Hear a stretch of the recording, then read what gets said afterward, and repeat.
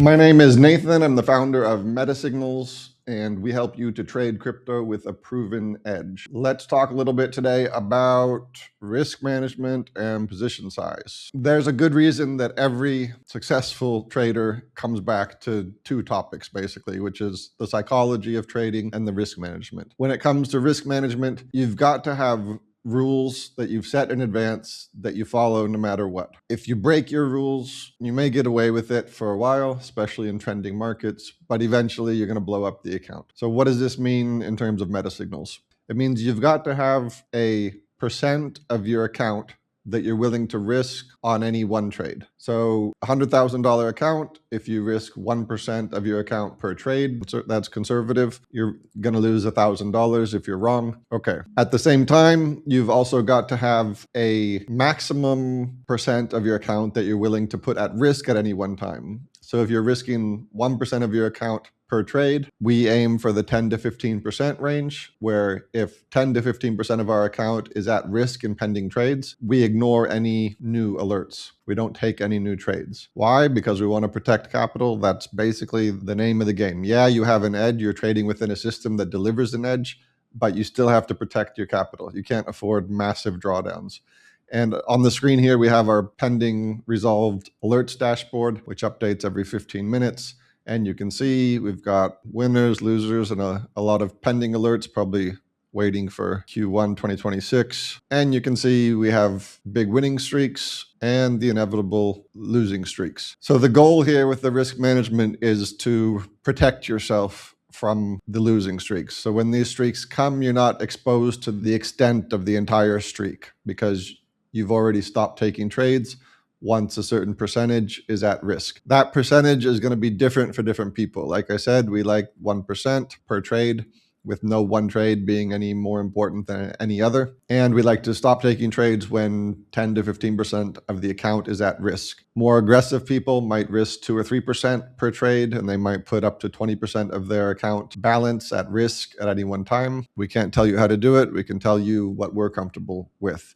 The point here is, though, you have to have the rules and you have to stick to the rules, or else inevitably you will blow up the account. Risk management leads into position sizing, and there seems to be endless confusion on leverage and position sizing. I can't count the number of questions I've received about, hey, how much leverage should I use on this trade? And that's probably the fault of the crypto exchanges, which have basically gamified the concept of leverage and entice you to slide that bar up towards 100x when you're feeling really good and reduce it to 2x when you're not so sure. That's all total nonsense.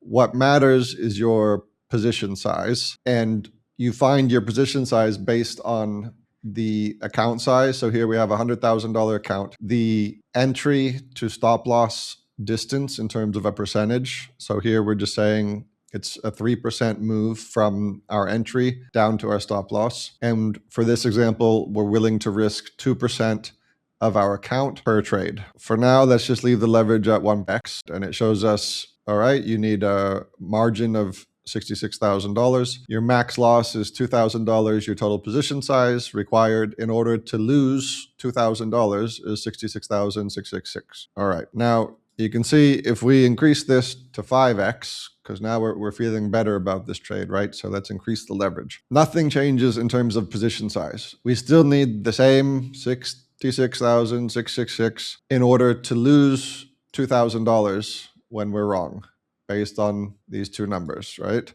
Our margin goes down. Okay, increase it to 10x. We're even more confident this time. Position size doesn't change. We still need to take a $66,000 position size in order to lose $2,000 if we're wrong. Yes, the margin goes down. So we prefer just to use cross margin, let the exchange sort it out. Instead of trying to set different leverage amounts on each trade, we just use cross margin. I find it much more simple. On the topic of leverage and does it matter? Where it matters is if you increase this to 100x, your margin is only $666. Great. So you have more ammunition for other trades, right?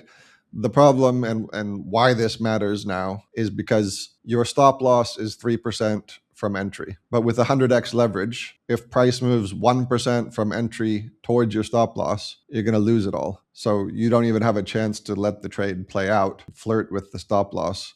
You're going to lose with a 1% move. So yes, that's where leverage does matter, but whether you use 1x leverage or 5x leverage or 8x leverage, it doesn't matter. What matters is your position size, the account balance, the percentage from entry to stop loss, and the amount of the account that you're willing to risk on the given trade. I hope this helps to clear some things up. I think the whole leverage thing in crypto comes down to exchanges wanting to generate maximum volume. And they do that by implanting this idea in your head that if you're really confident, you should go with maximum leverage. And when you're not so sure, you should reduce the leverage. It's meaningless. I don't know how they manage to convince so many people that this is what they should be paying attention to. What matters is your position size. I hope this has been helpful. I'll see you again next time.